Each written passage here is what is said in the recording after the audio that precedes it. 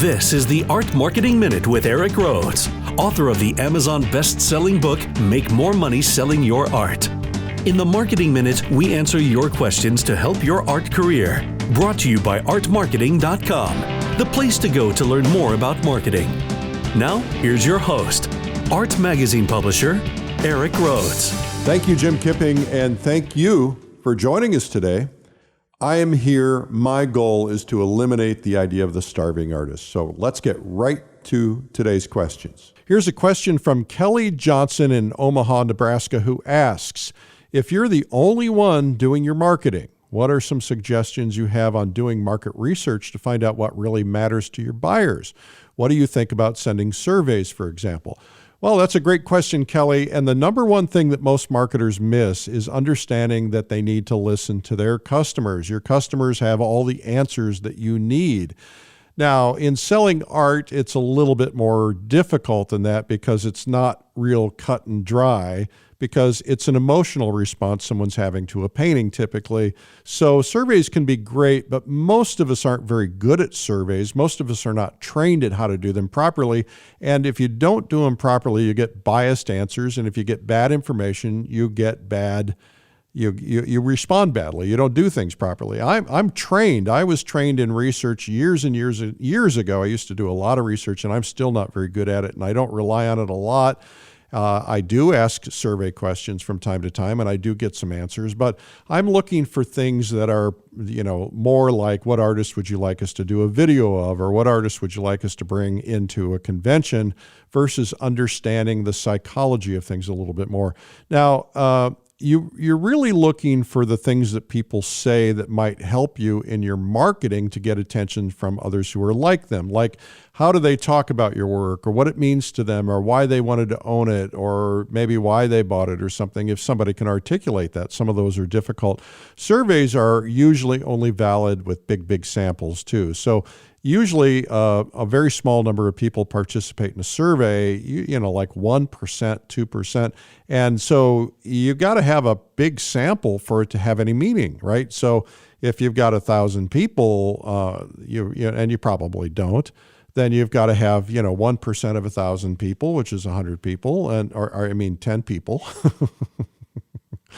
Man, don't ask me to do math. But the idea is that you want to have a decent enough survey size. Most people don't get the answers that they need. So one of the best ways to do it, and I learned this a long time ago from a buddy of mine, is that he hired somebody who called his buyers and asked them to just talk to him about their work. Now, you don't have to do that. You can do it yourself, but people are not going to tell you the complete truth because they don't want to hurt your feelings if there's anything that would hurt your feelings. But having somebody else call for you, it's like saying, hey, I've got this friend. Her name is Kelly Johnson from Omaha, Nebraska, and she said that you bought one of her paintings. I'm doing a little bit of market research for her. Would you be willing to spend a couple minutes on the phone with me? And I want to ask you some questions to understand it, because I'm trying to help her with her marketing. Some people would say yes, some people would say no, and you're being perfectly transparent about that. And then you can just ask them questions about, I'm just kind of curious, what was it about that painting that you liked, and how are you feeling about it? And did you feel like it was a good experience? And, things like that. But what you want to do is try to have permission to record it, because that's a great tool, because you're looking for terms. You're looking for things that people say. So I was doing some marketing for our Realism Live conference, and I did a thing where I asked people to record some testimonials for me, and I was listening to things they said and how they said them, and then I'm able to use that kind of language when I'm marketing at that, because they're very similar to the people I'm trying to attract, right? So this is all very difficult, but art is again a little different animal. So typical research, if I'm doing a widget, I'm trying to sell the easel brush clipper, the value specs or something, then I can do some research about, that a little bit more, and I can apply that in mass marketing. But if I'm selling a painting, because it's so personal, it's a little bit more difficult. So anyway, give it a try, see what happens. Now, here's a question from Ryan Davis in Cape Coral, Florida, who says, when you look at the great contemporary master artists, it seems to me that that time is the only way to build a big brand.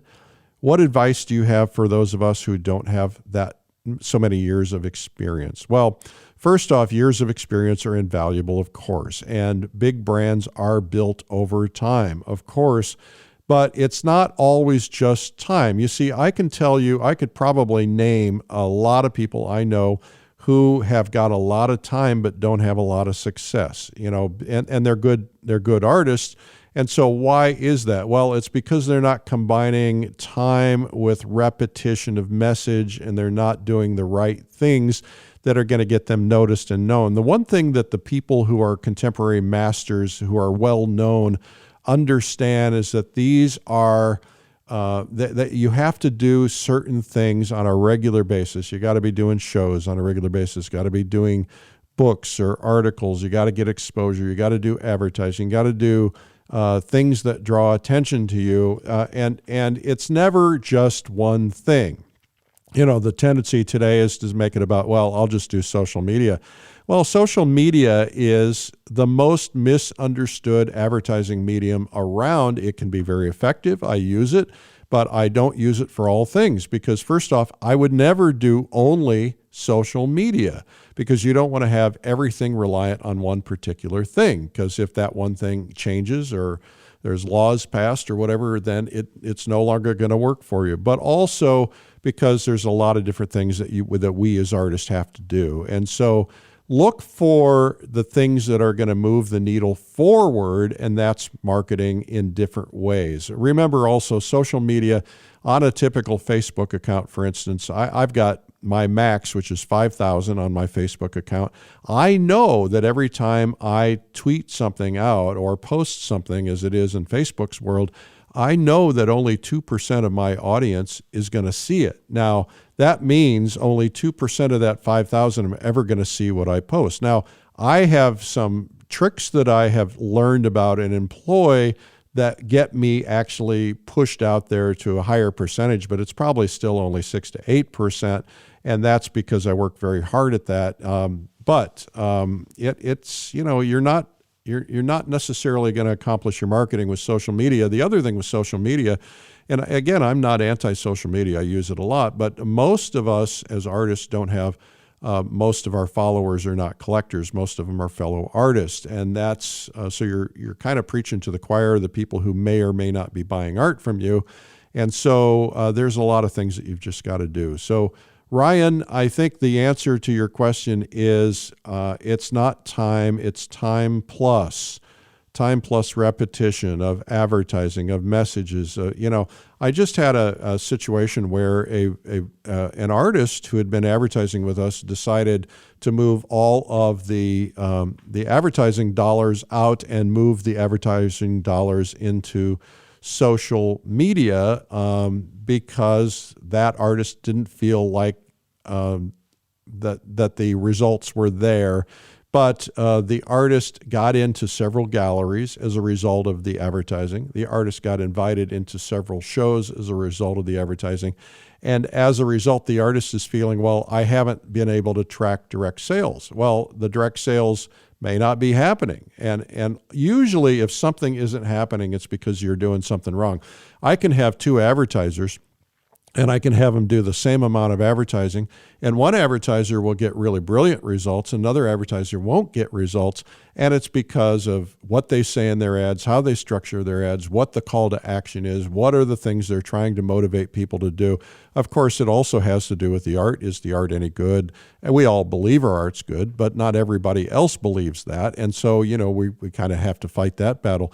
But the idea is that when you're in a group of, let's say you're in a cluster of the right kind of people. So I'm in a cluster. Fine Art Connoisseur magazine last month went out to 500,000 people. Big audience, very unusual. We normally don't have that big audience, but we did it for that one issue. And but the people we typically are going to, if somebody came to us and said, we want to send this magazine to a bunch of school art teachers, we might say, yeah, that's nice. Maybe we'd like for them to have it, but they're not going to do any good for advertisers because advertisers know that those people are not likely to have the income, no offense to anybody, just being practical here, might not likely have the income to buy a $5,000 or $10,000 painting. So, when you look for targeted clusters, like Fine Art Connoisseur, for instance, has a targeted cluster of people who are known to spend a lot of money on paintings. They're known to be collectors. They are known as a concentrated group of collectors. It's very desirable. So it's not about big numbers as much as it is about, the right people who can buy the right thing from you. And that's what you always want to be focusing on. So I'm not sure I answered your question. I probably got to it in a roundabout way, Ryan. But if you're seeing great contemporary masters, and they're succeeding, yes, they have been around a long time. And time is one thing that, you can cheat time a little bit. You can speed things up a little bit. But, time is on your side. But if you're not doing the right things, the time isn't going to help. Well, this has been the Art Marketing Minute with me, Eric Rhoads.